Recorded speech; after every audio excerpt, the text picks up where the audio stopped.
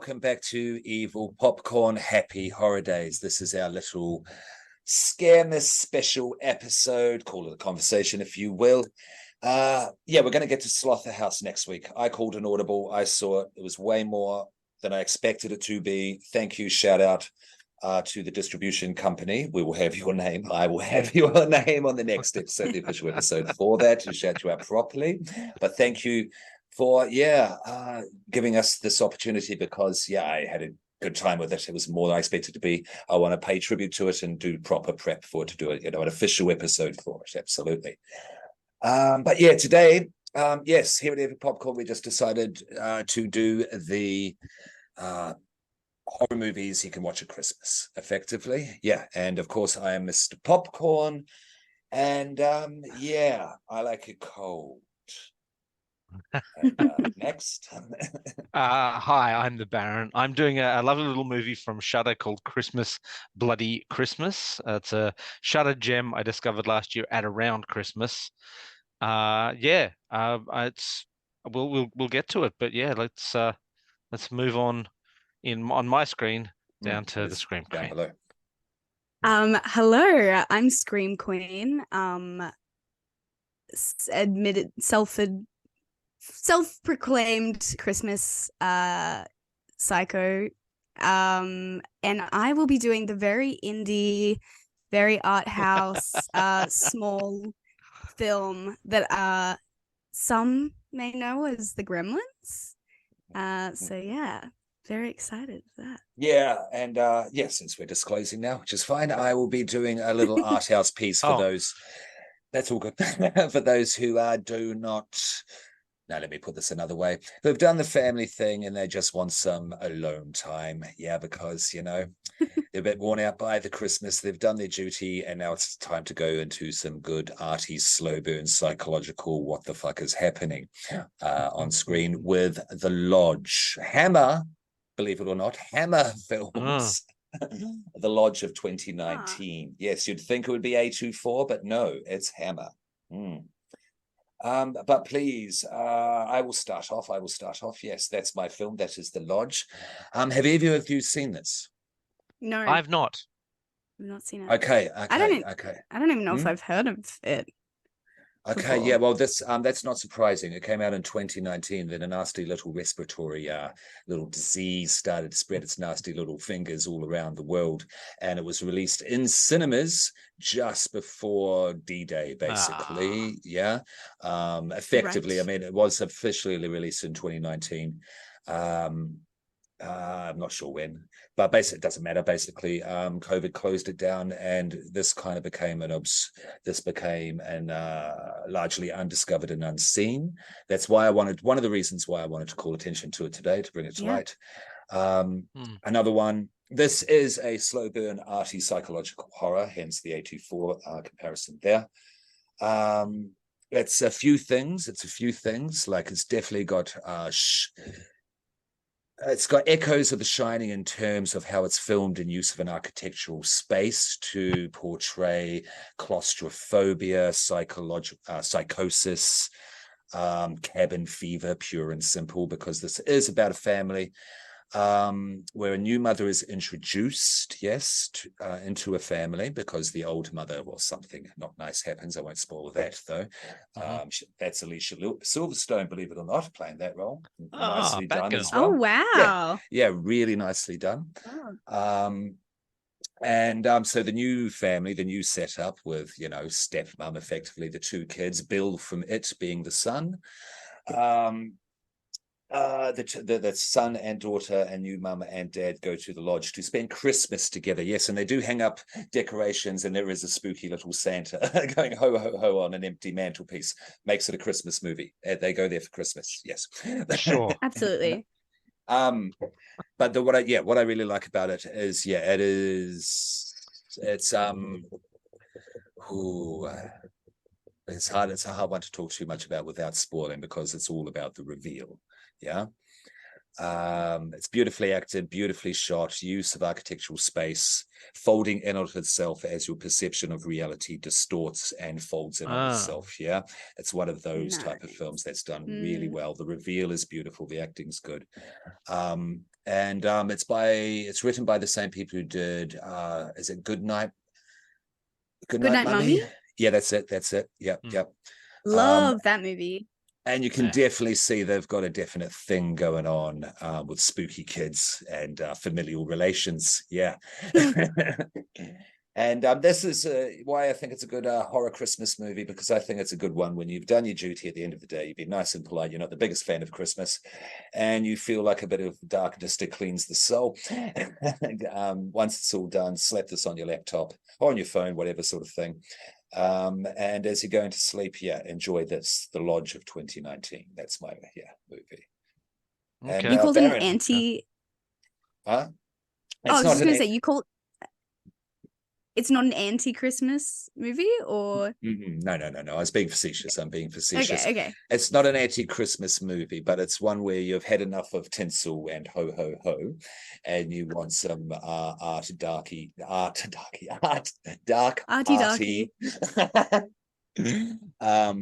Psychological devastation, just to shake that off. If you're not the biggest fan of Christmas, nice. And swinging that over to Baron, what do you have for us? What's your little hidden gem there? All right, so the hidden gem on Shudder, I'm just going to sort of duck down like this, is Christmas Bloody Christmas. I discovered it, and I was feeling in the mood to just watch a popcorn movie, strangely enough. I didn't want to be challenged. I didn't want to necessarily feel any particular emotions. I just wanted something on that I could just enjoy. And I love a good Christmas movie. I love a good horror movie, and this seemed to fit the bill.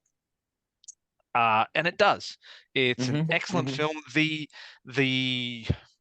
précis of the story, I will read. The one that I found that was really good is on IMDb.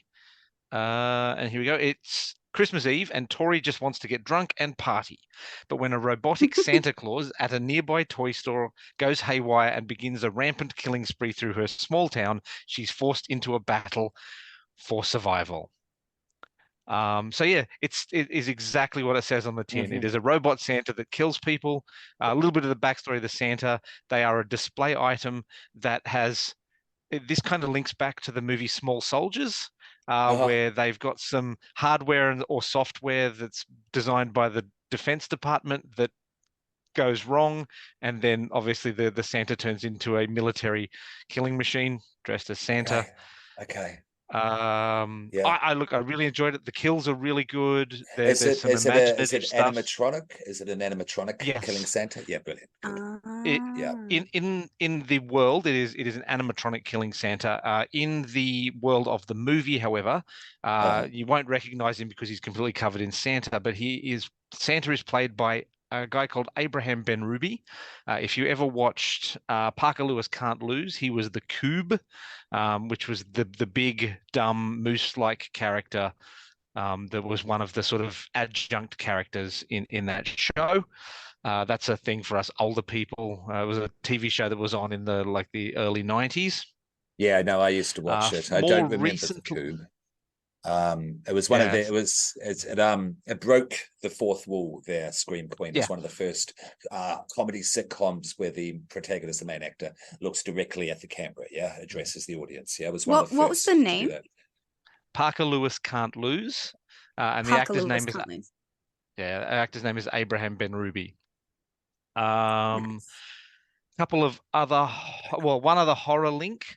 There's a character who plays the sheriff, played by a guy called Jeff Daniel Phillips. He is in Rob Zombie's Munsters reboot as Herman Munster. Okay. Yep. And an Australian link, one of the main characters, Sam Delic. Robbie Reynolds is played by Sam Delic, who is an Australian actor. He was in a wonderful TV show called Mr. In Between. Horror fans will probably really like it because there's a lot of confronting horror elements to it in the life of a hitman who has to sort of mesh his hitman life with his family. Yeah, shout out the commander, Man Bites Pod. Hope you're doing well. He recommended me that show. Yeah, I've got to see it. It's amazing. I like my crime stuff as well. So yeah. Oh, me too. Cool, and it's got every grungy looking Australian actor from Sydney and Melbourne in it. Awesome. It's amazing. So basically the storyline is like it's Christmas Eve. Our main character ditches a Tinder date and then finds herself stuck with her employee Robbie, who's the Australian actor. Bent on binge drinking, they cross paths with Robo Santa, an animatronic military-grade killing machine that malfunctions. Fantastic. Yeah, There's been a bit of this yes. lately. It's not animatronic necessarily, but there was what's the Five Go Mad at Freddy's? What was that movie? Yeah. Five Nights at Freddy's. Yeah, Go yeah. mad at Freddy's. I like I that. mixed Enid Blyton in there, didn't I? Yeah.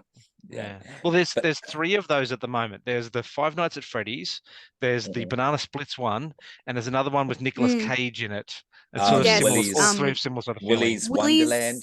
or Willy's something. Willy's Wonderland. Wonderland. Yeah, that's it. Yeah. Yeah. Crazy. And movie. it's quite good as well. I keep haven't looking seen to it. try and find the employee shirt that you can buy, but it's always Okay. sold out. Check this Cabin 13. You know what that means, Scream Queen. Escape room I at do. work where you play you're a live actor in the room, and with me and Scream Queen have both done it. There were 5 girls that came in wearing those shirts. Yeah. All of them? 5 of I them. see them around. Yeah. Yeah. I've seen them around and I just Wow, can't get one. okay. Halloween. It was at Halloween. Yeah. Nice. Yeah. Yeah. But yeah, no, definitely check it Awesome. out. Shudder. It's obviously Shudder. if you've got Shudder, Okay. it's not costing you anything. So yeah. Yeah, good point. The lodge you're going to have to rent in Australia, but it's only $3 there, people, so it's worth it. Google Play, a bunch of things. Just Google it. Yeah, sorry, Scream Queen. No, I was going to say the animatronic Santa is reminding me of Futurama, the Christmas episode. That's what I'm Really? imagining. Yeah. Just like Robot Santa. killer Brilliant. robot Santa. Yes. Yeah. That's an animation recommendation for Christmas horror for Scaremas. Yeah. Yes. What's the Futurama Christmas episode? Mhm, absolutely. I can't believe that no one would have. I can't believe there's anywhere left in the world that hasn't seen that episode at this point. Yeah. Surely. Surely, everyone. Yeah. It's For required. those listening in Zimbabwe or Madagascar, you might not get it there. Have a look. I wonder where we are. Check it out. I wonder where we are listened to. I should check that out because that Slaughter yeah. House, that Slaughter House thing came out of nowhere. Yeah. Nowhere. I made no reach out or anything like that. Yeah. So it's curious. And Shudder is good. Again, we recommend Shudder. Shudder, we love you. Wink, wink. And yeah. Love Shudder. Well, Alright, Scream Queen. Yes, let's get to it.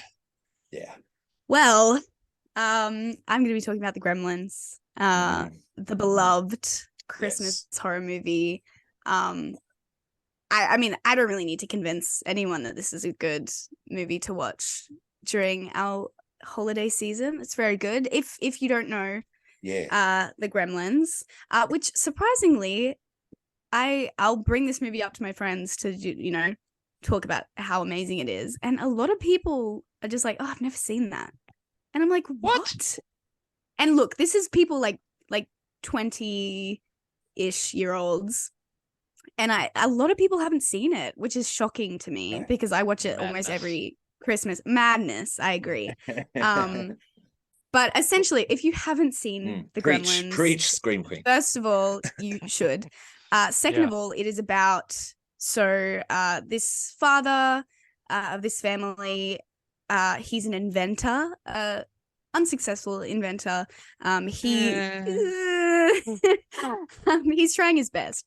Like we all are, and he is off at some convention or something. He goes to this. He beats this kid in a random alley, I guess, and he's taken to this store where they're selling all sorts of exotic things, I guess. And this family has this little pet called a mogwai.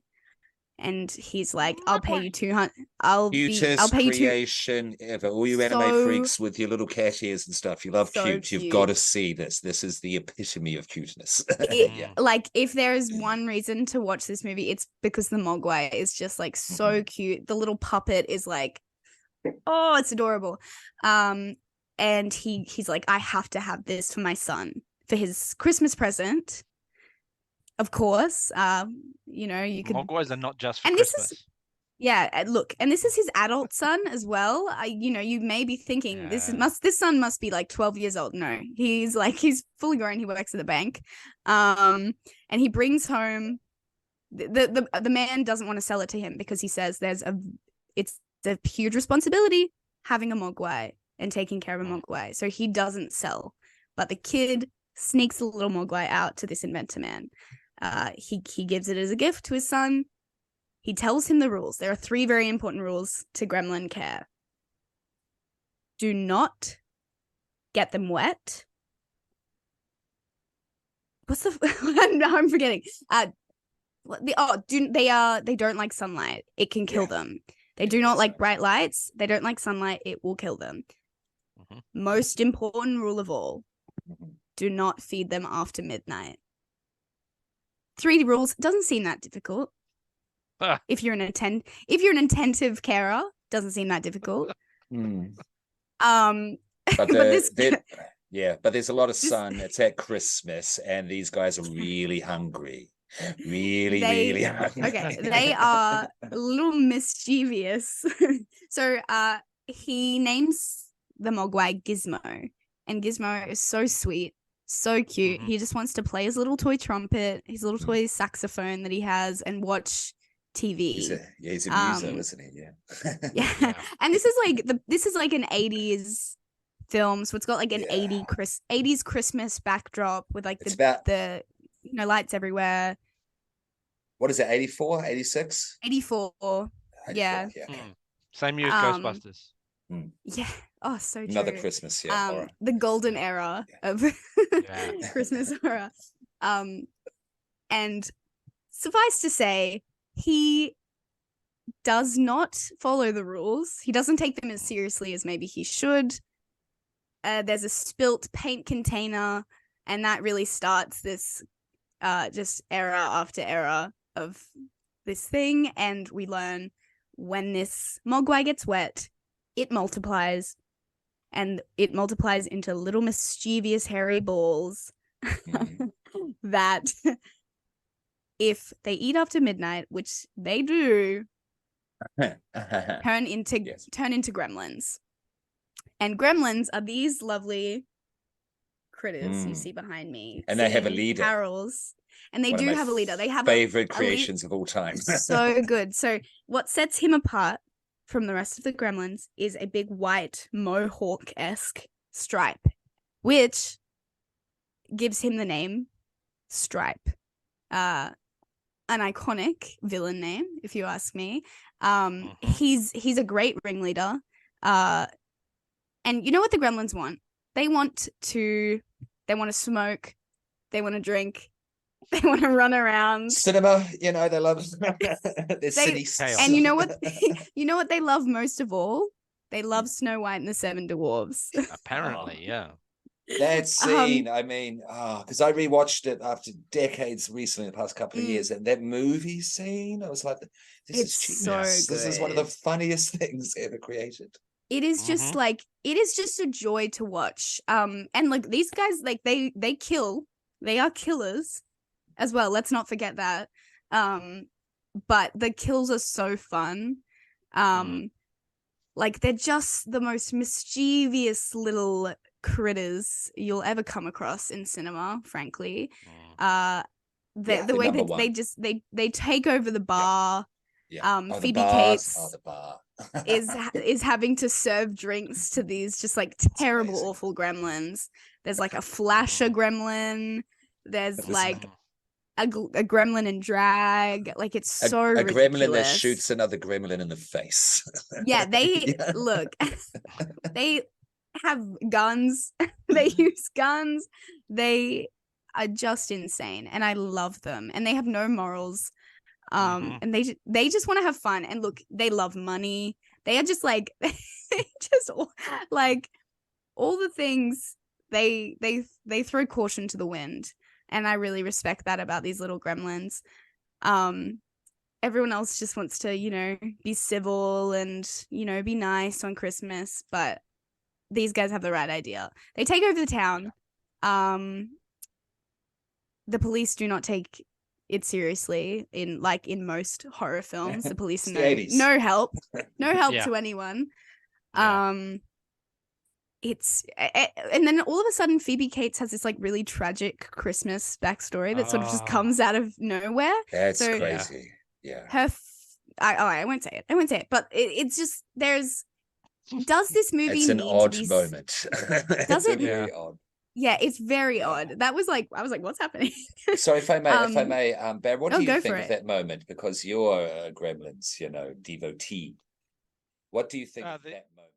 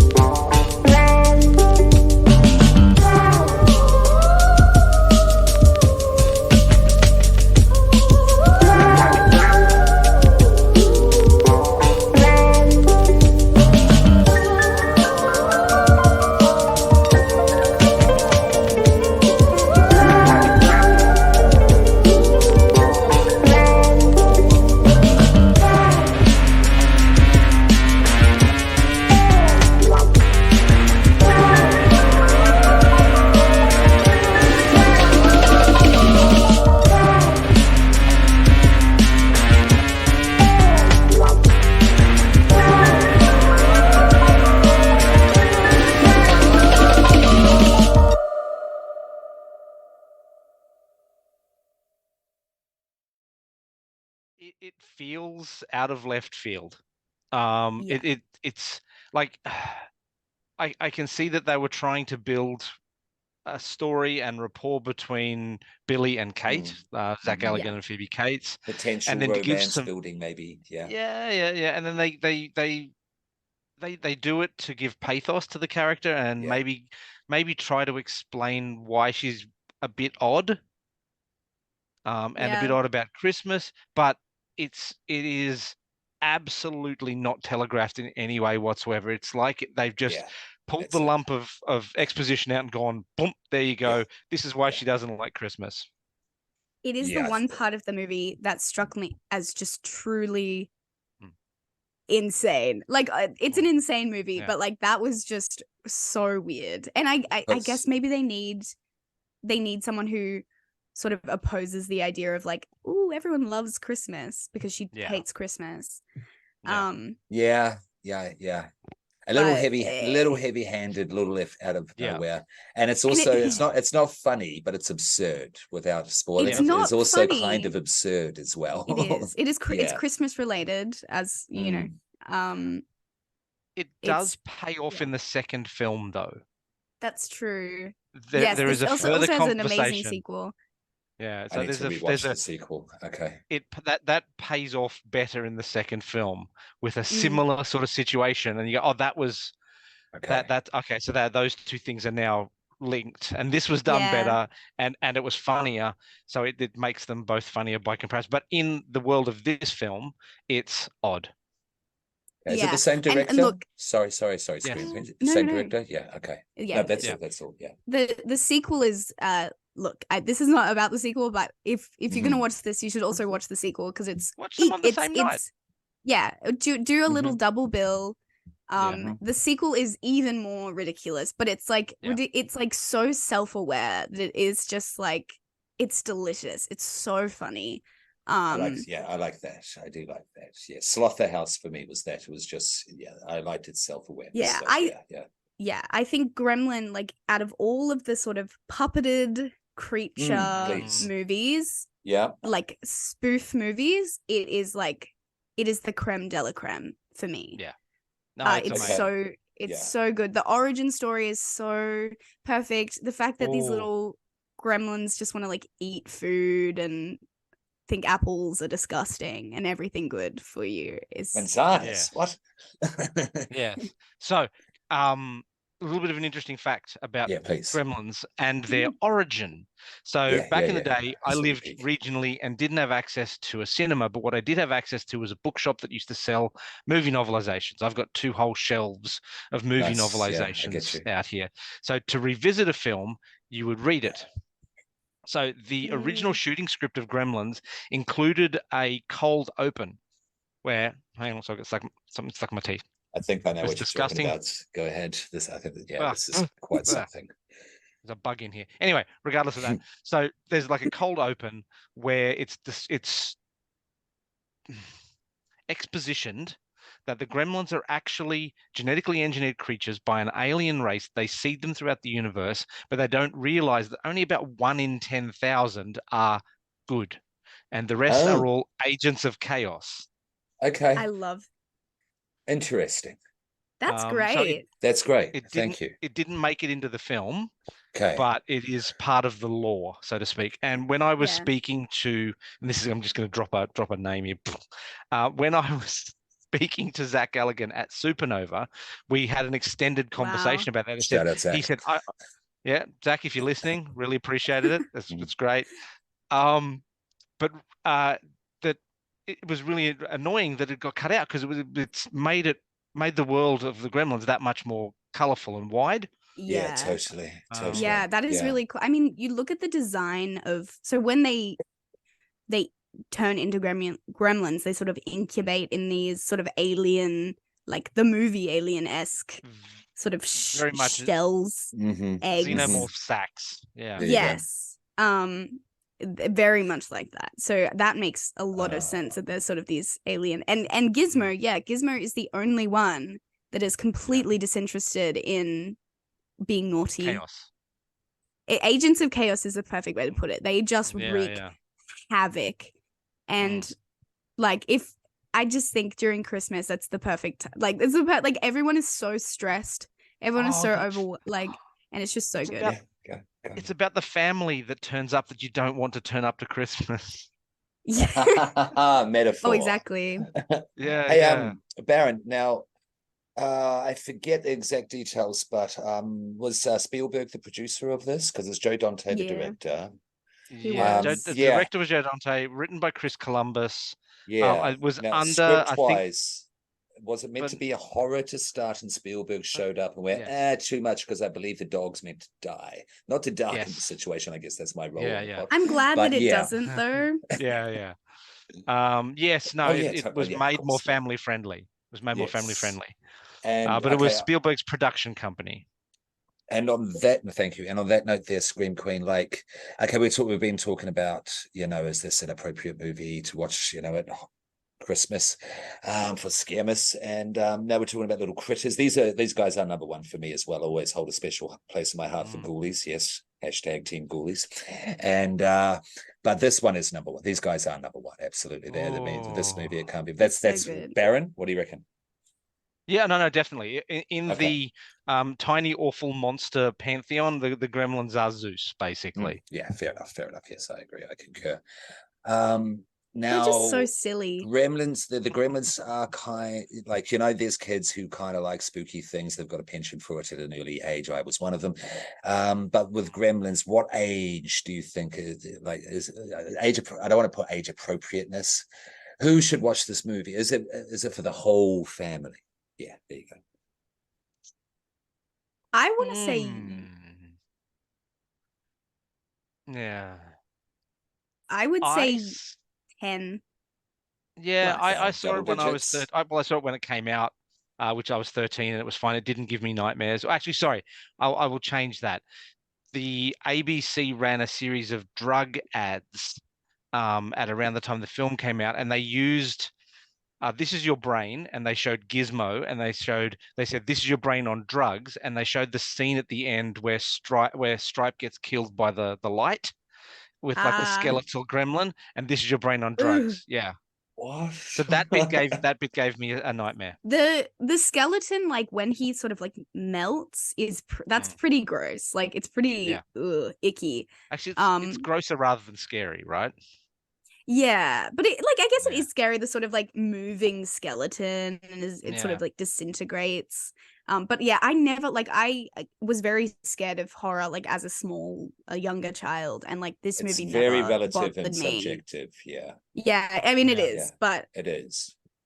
as a scaredy cat, I think like it's pretty safe for the whole family. Okay. Yeah. Okay. Yeah. Okay. Yeah. Cool. Cool. Yeah. Yeah. So I And think that's our. Sorry, please. No, I was just gonna say I don't think like this movie, Gremlins doesn't need to be a Christmas film.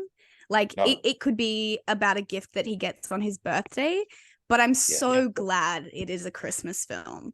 Like it plays up like it's just the perfect setting because you know it's supposed to be like a relaxing holiday of love and peace and joy and whatever.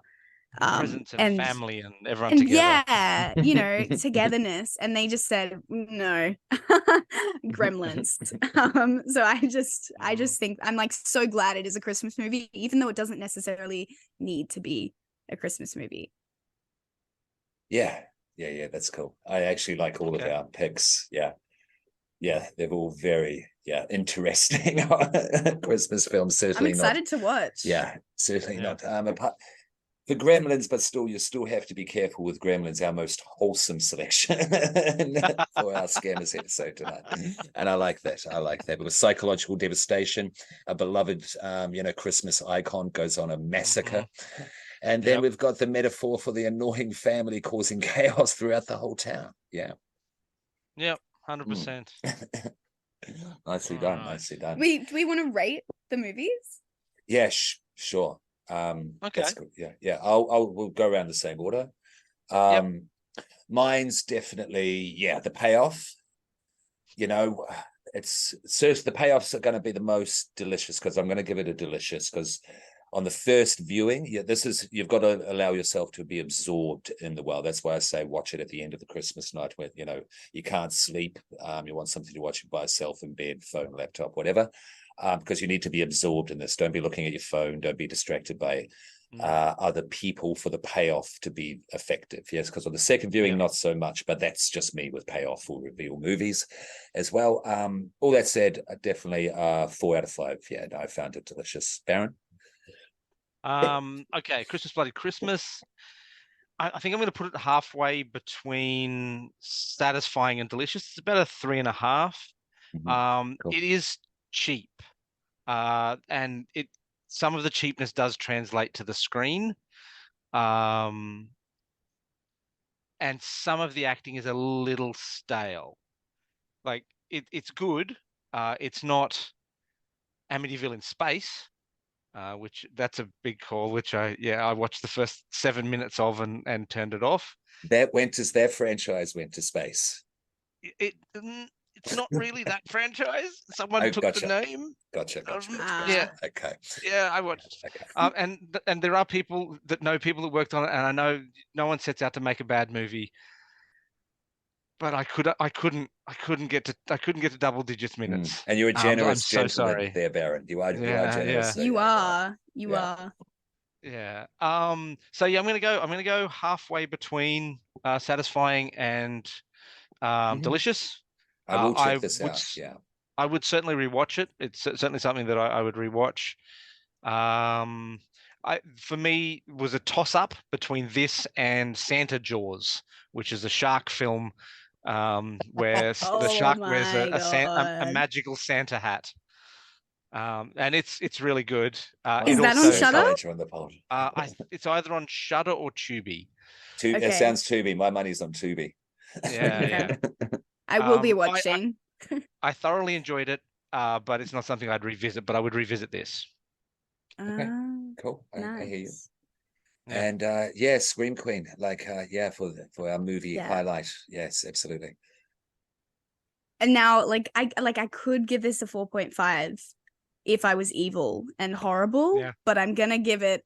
This is an evil popcorn movie. Mhm. This movie is It is. an I evil concur. popcorn. It It's a deserves slam 5. dunk. Yeah, it is. It makes even like solely for Gizmo, like solely for Gizmo, but then Yeah. all of the other delicious horror elements that come like beyond that. It's just so good. Mm. Watch this movie. Yeah, Yeah. definitely. I might even Yeah. rewatch it on the weekend. You know. Please, it's so fun. Yeah. It's just Well, I'll put it on the table now. We can discuss it after if you wish. But like Gremlins 1 and 2, like in the future, let's official episode these movies. Yeah. Yeah. Why not? I Yeah, think please. because we're all besotted with them. So why not? Mm. Yeah. Yeah. There's yeah. so much, like there's just in like 5 minutes of that movie, they cycle through so many little Yeah. jokes and references. Like it's just like Mm. there's so much to take in. Yeah, and it's of a time of things like Big Trouble in Little China, Ghostbusters. There's lots of I don't know what you'd call them, cousin movies for want of a better word now. Around that time as well. Yeah. Cool. Now, that's I hope you enjoyed those Scaremas movies and you watch them with whoever, whenever appropriate there, people. But yeah, now Baron, thank you there, Scream Queen. You named our new Scream Queen. What is our new segment called? A new segment is called Correctile Dysfunction Corner. Yes. Yes. Baron, I'm going to pass that over to Baron.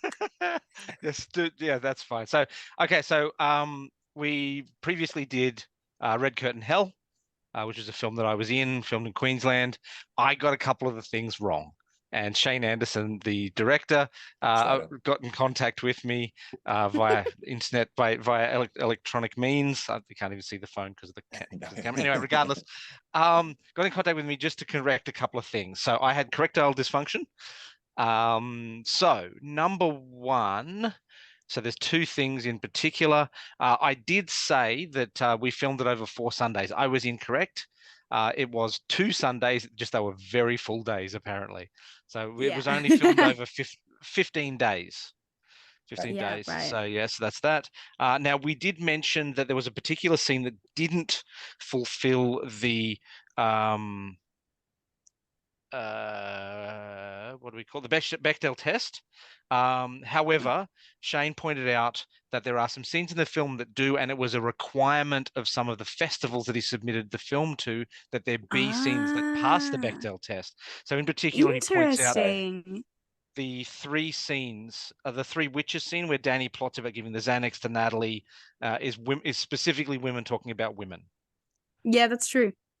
That's true. So yeah, the Gold Coast Film Festival has a mandate that all films submitted have to pass the Bechdel test. That's so interesting. It's like an actual requirement. Yeah. Okay. I did ask him. I said, I'm just curious though, were you actually going for a Fairuza Balk from the craft look for Jemima? And he said, no, the brief was Catholic schoolgirl as a nod to the atrocious Aussie Macbeth movie where the witches were super male gazy schoolgirls. But I had seen the craft. It's an apt comparison. Yeah. Nice. So yes, that's the correctile dysfunction corner. Thank you, Shane. Thank you, Shane. We do encourage being corrected. Yeah. If you want to, I know I just say things. Yeah. But yeah, if you want to fact check this, come right into correctile dysfunction corner.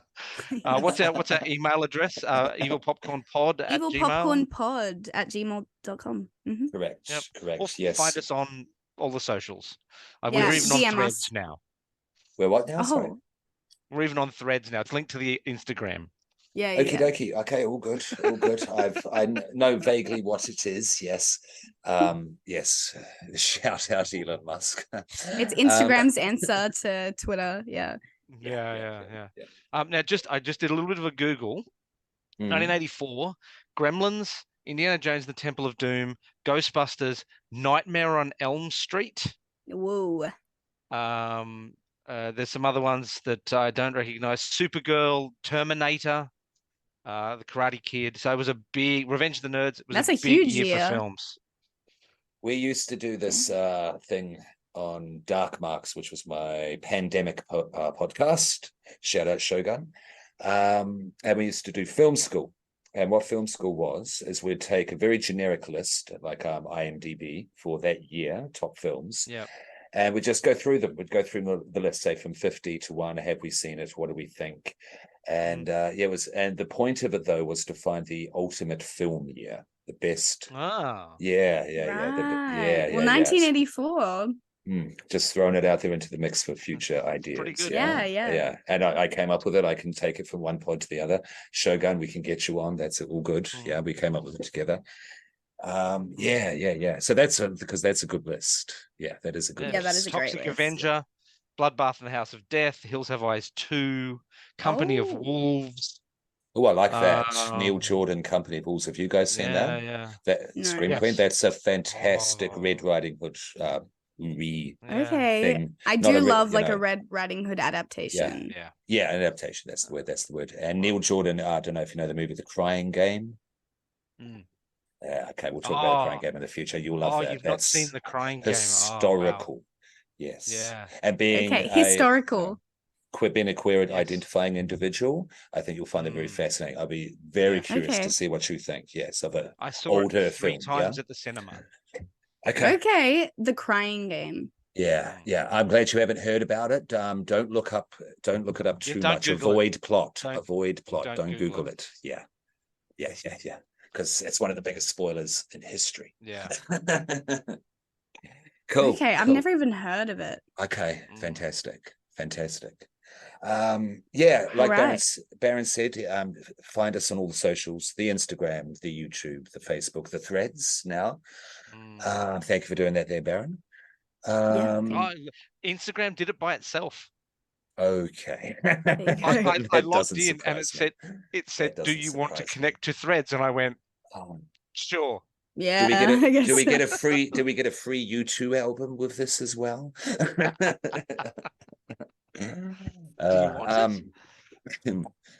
Yes, so as I said, at some point throughout all this recording on or off air, we are going to be doing Slaughterhouse next week. We're going to get it out before Christmas. We'll let you know what we're going to be doing, what the plan is over the break, so to speak. And Baron, have you all wrapped up for the year performance-wise? No performances are coming up in the immediate future. We've just had our sort of end-of-year show for Improv Queensland, which was the Iron Improviser. I'm the poster boy for that one. I'm in talks with Improv Queensland to do a show next year, sci-fi kind of show, so that we'll give you more details on that when it happens, and no doubt we'll be doing some other stuff. So was there something else? Improv Queensland, Act React. We just finished Speed the Movie the Play at Wynnum Fringe. I'm enjoying the new Doctor Who. Okay, cool. Screen Queen. No performances, no projects coming up before the start of next year. Just relaxing, enjoying Christmas. Yes, and you've got something coming up big at the start of next year, but we'll drop that on the next because it will make more sense when we cover what we're going to do over the break. Yeah. Yes. So I'm just saying that because I'm also envious of it as well. Yep. Yes, and in talks with Kate, I'll discuss it more with you too, of course. I had an idea that screening as trivia night, then screening like in the one night at Evil Corp, because Kate wants more events. And everyone likes a bit of horror trivia and maybe watch a horror movie in the chapel down in the maze. I would discuss more here, but we're doing things out here. And we will be dropping Slaughterhouse because that movie's something. That movie's something. Oh yeah. Really worth a watch. Definitely do go along to Evil Corp in the in the Yes. valley, Fortitude Valley in Brisbane. Yeah. They support us in lots of different ways. Yeah, if you want to see me being an evil elf, roaming around Yeah, while I was you're gonna trying to have a ask, drink. do you have specific Christmas Evil Corp? Oh, Absolutely. okay. We've already Nice. slayed Santa last weekend, and Santa's going to be getting his so revenge good. soon. So if you want to see what happens, come on down. If you're in Brisbane, Nice. Fortitude Valley, right next to the train station. We've got parking on Albert Street. See, that's in the Fortitude train station exchange parking there. If you're just catching the train, you can basically walk out the front door of the exchange and turn right on Brunswick Street. You'll see our sign. Yeah, and you'll see us roaming Friday around the and street. Saturday? Friday we have it's just low key at the bar, spooky sounds, that sort of thing. Good drinks, $8 standards. People in Australia, Brisbane certainly know what that means, how good that is. That's good. And but then we do $10 tarot readings. Yes, by actual tarot readers, not just, it's no gimmick. And it's very popular as well. So get in early if you want to have your tarot done and then have a drink afterwards. Yeah. And then Saturday night, it's all out. Scare actors out the front, scare actors in the maze and the maze itself. And yes, come see Santa's Revenge. Okay. Yeah. And I think that's it. Yeah. Awesome. Yeah. Yeah, cool. So we'll sign off going the way we started. This has been Mr. Popcorn, keeping a buttery peace. This has been the Baron picking the husk out of my teeth in the next morning. And this has been Scream Queen. Have a silent night. Yes, and yes, from all of us here at Evil Popcorn, happy horror days. Happy horror days.